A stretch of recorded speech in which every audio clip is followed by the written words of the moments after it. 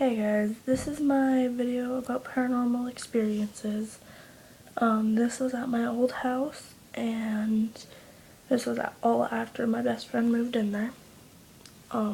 Before my best friend moved in there though, there was a guy named Mike that lived next door to me. Him and his dog died in a fire next to me. I had to call 911, but they couldn't save him because it was just completely trashed by the time they got there. So after he passed away, this plus when Jocelyn moved in there, this is when everything started happening. And so I kind of think it was him, and I will leave you why I think it was him in the description, because my last video was way too long. So I'm gonna make this one shorter. One. The creepiest thing that's ever happened was Jocelyn was sleeping in my bed and I wasn't sleeping. I was on the couch on my laptop and I heard footsteps down the hall. I always heard footsteps down the hall, but this time, I don't know why, it just creeped me out. So I heard footsteps down the hallway and I ran to go get Jocelyn. I was like, Jocelyn, will you stay out in the living room with me? I just heard footsteps, I'm scared. She's like, no, just leave me alone, I'm trying to sleep. I was like, okay. So I went out into the living room and I was going to get my laptop, but she ran out of the bedroom. I was like, what? She's like, I felt you getting into bed with me, but when I looked, you weren't there. I was like, I didn't get into bed. And she's like, well, it felt like you were getting in bed. And then she was like, and that was really weird because I felt like I was being held onto the bed. Like, I felt like something was holding down my wrist and my ankles. And she looked at her wrist and there's these red marks around her wrist. And that was the creepiest thing that's ever happened to us. There was two funny times. One time the bread flew off the counter. Like, there was just this little counter. There was a toaster, there was bread. The bread just flies off into the middle of the kitchen floor. And we seen it too because we were in the living room, and that has also happened because we were in the living room and we had a little bar, but there was no stools, so we put our shoes under it, and Jocelyn's shoes got moved to the middle of the living room. Those didn't bug us that much. So that was two, technically three. So four. The toilet seat slammed down. It was around like 3 in the morning, and me and Jocelyn were sitting in the living room. We just hear this big boom, and it sounded like the toilet seat was being slammed. Well, we thought it was Jen or my dad, so we went back there into my dad's room. There's nobody in there, and we're like, that was weird. Nobody else heard it either, because Lisa and I think Brittany were sleeping in my room, and they said they didn't hear anything.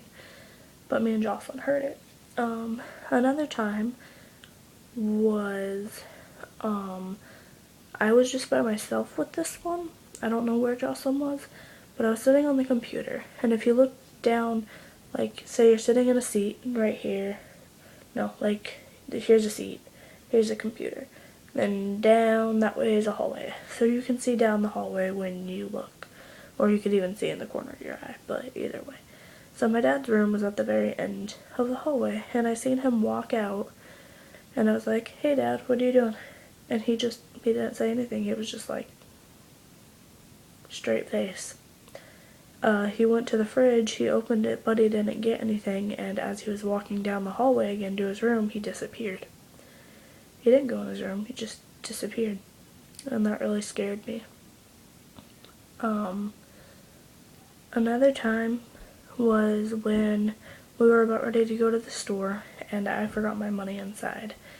So I asked Lisa to go get my money because it was in my room, and so she went in, and as she was leaving my room with my money, she looked down the hallway, and there was a black figure in the corner of the hallway, and I guess that was enough to spook her out. I didn't see it, obviously, I wasn't in there, but it couldn't have just been like, you know, a shadow from a window or something because there was no window around it.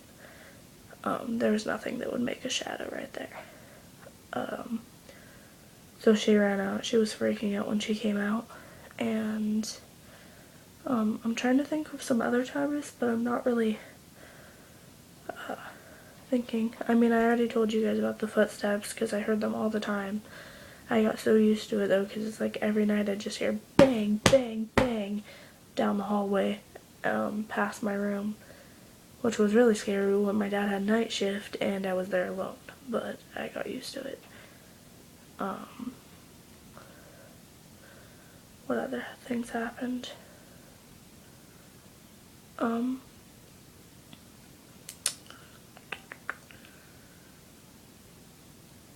I think that's all that's happened. So yeah, and because this video is not as long as the other one, I can tell you why and who I think was haunting my house. I think it was Mike because when they didn't take his burnt trailer away, they put it behind a shed that was across from my house. And one day me and Lisa and Jocelyn and Brittany, we decided that we were going to go in the trailer.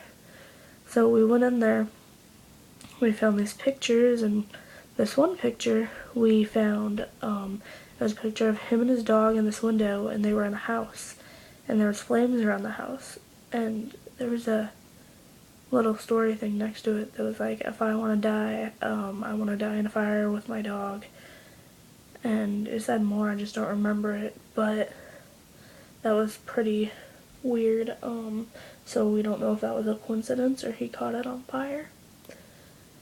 And that's not why I think that it's him. We found this poem in there, and I don't remember how it went. I don't want to keep it because it would be really creepy, but it was like, I loved you, but you were too young. I couldn't be with you, but I gave you something to remind you of me, and I gave you a jewelry box and blah, blah, blah. Well, before he died, he gave me a jewelry box. And, in the poem it said he was really protective of me. I don't know if I stated that. And this all started happening when Jocelyn moved into his mobile home space. And she got close to me. So, we're kind of thinking it was him, because as soon as she, moved out, nothing ever happened again. So I think that it was him. He hasn't followed me. She, I'm pretty sure it was him though, but it hasn't followed me anywhere. The last two houses I've lived at, I felt so safe in. That house that all that stuff happened in, I felt eerie from the beginning, but nothing happened, so I couldn't say it was haunted until stuff actually happened. So, leave your comments of your paranormal experiences below. Comment, like, subscribe up there somewhere, and have a good day.